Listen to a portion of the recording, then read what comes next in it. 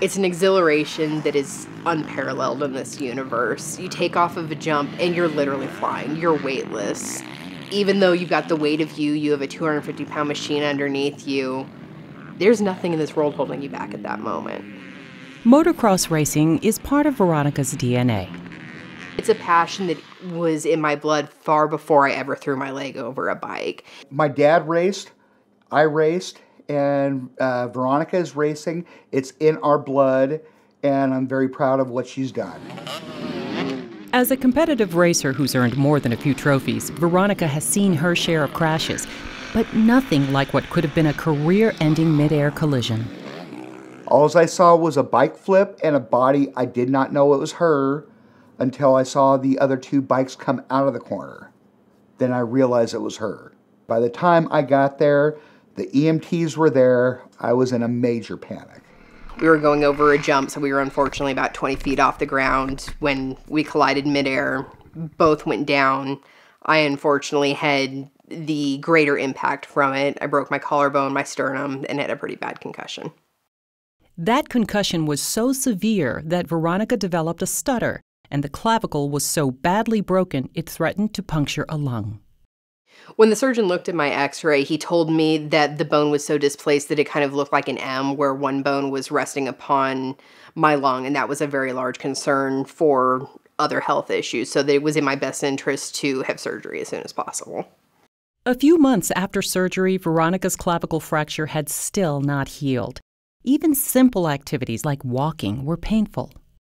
It was a heartbreaker for me. It was something that was very difficult for me to hear. I was very nervous. I didn't understand why or what would be a next step, and I didn't know really where to go from there. Her orthopedic surgeon prescribed a bone growth stimulation device called PhysioStim to help her fracture heal.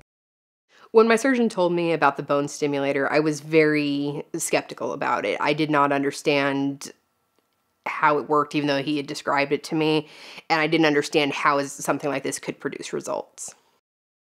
The device can be used on a variety of long bones in the upper and lower body, including the clavicle, commonly known as the collarbone. Although the patient feels nothing, the device sends low-level pulses of electromagnetic energy to the fracture site, which stimulates the natural healing process. The process was very easy. The rep had my appointment set up in one phone call, came to my office during my break, set me up with the device, answered all the questions about it, told me how it works, maintenance, and how to charge it, and we were ready to go.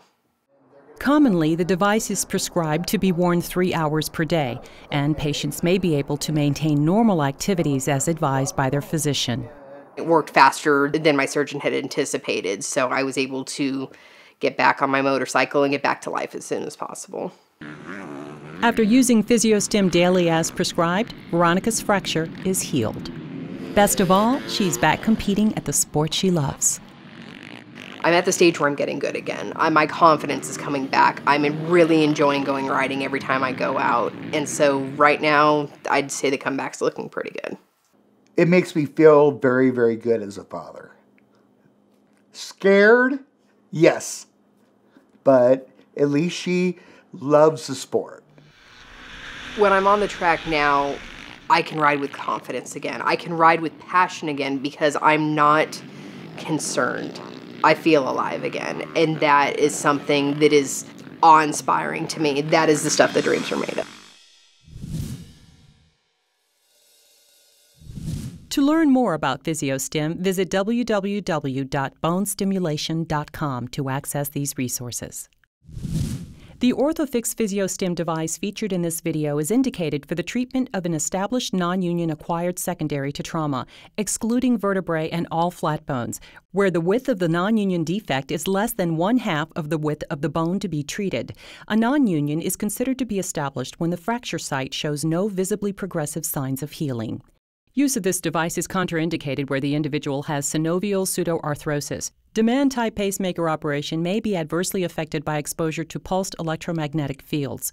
The safety and effectiveness of this device has not been established for individuals lacking skeletal maturity or individuals with a non-union secondary to or in connection with a pathological condition. The safety of this device for use on patients who are pregnant or nursing has not been established.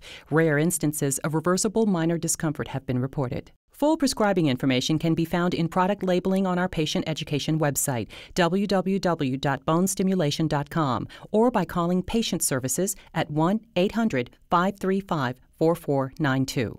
Caution: Federal law, USA, restricts this device to sale by or on the order of a physician.